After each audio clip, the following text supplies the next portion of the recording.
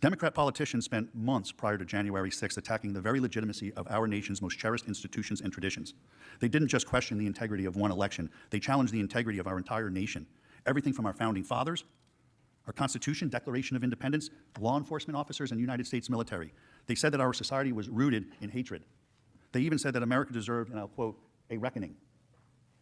As you heard yesterday, throughout the summer, Democrat leaders, including the current president and vice president, repeatedly made comments that provided moral comfort to mobs attacking police officers. During that time, many officers across the country were injured. As we all know, 2 sheriff's deputies in Los Angeles were ambushed and shot at point-blank range. Members of this very body have been in danger. Senators from Maine to Kentucky and most points in between have been harassed by mobs. Last August, a menacing left-wing mob swarmed Senator Rand Paul and his wife as they left the White House, and they had to be rescued by police. For months, our federal courthouse in Portland was placed under siege by violent anarchists who attacked law enforcement officers daily and repeatedly and tried to set fire to the building. Speaker Pelosi did not call the violent siege of the federal building an insurrection. She called the federal agents protecting the courthouse stormtroopers. Yep. I don't have anything to say. This guy's just so good. By mobs that threw bricks, rocks, and bottles at Secret Service agents, set fire to an historic structure, and breached a security fence to infiltrate the Treasury grounds. When my client's administration sent in the National Guard to secure the nation's capital city amidst the violence, Democrat leaders demanded that the forces be withdrawn. The Washington, D.C. mayor said the presence of the National Guard was an affront to the safety of the district.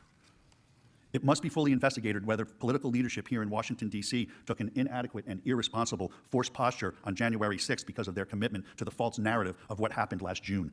They did. Hopefully, they absolutely we can all now did. agree that the administration acted properly by taking action to stop a riotous mob, establishing an appropriate security perimeter, and prevent the White House from potentially being overrun. The House managers argued this week that an alleged brief delay in issuing a public statement from Mr. Trump on January 6th was somehow evidence that he committed incitement or supported the violence. Yet for months last year, Joe Biden, Vice President Harris, and countless of other Democrats repeatedly refused to condemn the extremism as riots were occurring daily, as businesses were being ramshackled. As neighborhoods were being burned, as bombs were exploding. They repeatedly refused to tell their violent supporters to stand down. Some even suggested that the mob's actions were justified. Vice President Harris literally urged her followers to donate money to a fund to bail out the violent, extreme rioters so that they could get out and continue to do it over and over again. She later said that those folks were not going to let up and that they should not. All of this was far closer to the actual definition of incitement than anything President Trump has ever said or done, never mind what he said on the 6th. It's a hypocrisy.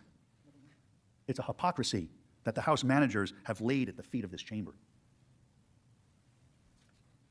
The House managers suggested in this recent history is irrelevant to the current proceedings. But not only is Democrats' behavior surrounding last year's riots highly relevant as precedent, and not only does it reveal the dishonesty and insincerity of this entire endeavor, it also provides crucial context that should inform our understanding of the events that took place on January 6th. Many of the people who infiltrated the Capitol took pictures of themselves and posted them on social media. To some, it seems, they thought that it was all a game. They apparently believed that violent mobs, destruction of property, rioting, assaulting police, and vandalizing historic treasures was somehow now acceptable in the United States. Oh, yeah. Of course it was. Where might they have gotten that idea? I would suggest to you that it was not from Mr. Trump. It was not Mr. Trump.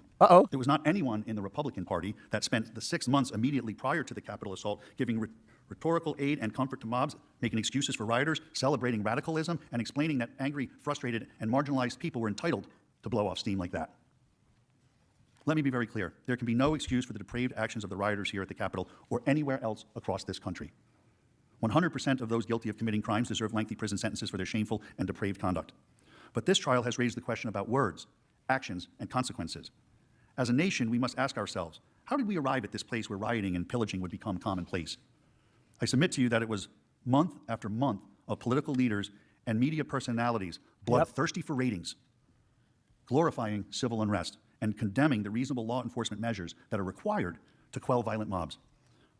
Hopefully, we can all leave this chamber in uniform agreement that all rioting is bad. Yes. And that law enforcement deserves our respect and support. That has been Mr. Trump's position from the very beginning. The real question in this case is, who is ultimately responsible for such acts of mayhem and violence when they are committed?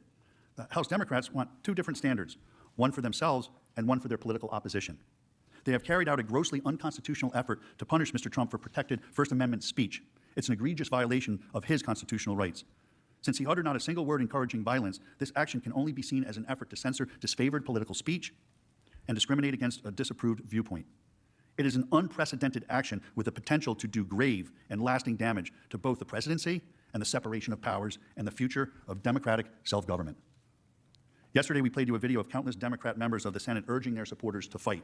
We showed you those videos not because we think you should be forcibly removed from office for saying those things, but because we know you should not be forcibly removed from office for saying those things.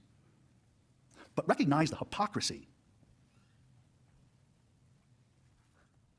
Yesterday, in questioning, House Manager Raskin admitted that the House Democrats had invented an entirely new legal standard. In fact, they've created a new legal theory. Yep. The Raskin Doctrine. The Raskin Doctrine is based on nothing more than determining protected speech based on the party label next to your name. Regardless of what you have heard or what you have seen from the House managers, if you pay close attention, you will see that any speech made by Democrat elected officials is protected speech, while any speech made by Republican elected officials is not protected. The creation of the Raskin Doctrine actually reveals the weakness of the House manager's case. Elected officials, and we reviewed this in depth yesterday, under Supreme Court precedent, Wood and Bond, and by the way, Bond didn't burn his draft card. He actually still had it. It was part of his defense. But in Bond and in Wood, the court clearly Jimmy Raskin comes out and talks about how, I know Bond, blah, blah, blah. By the way, he didn't do that. Of speech, the highest protections. And I remind you why. Because you all need to be free to have robust political discussion, because your discussion is about how our lives are going to go. And that shouldn't be squelched by any political party on either side of the aisle, no matter who's the majority party at the time.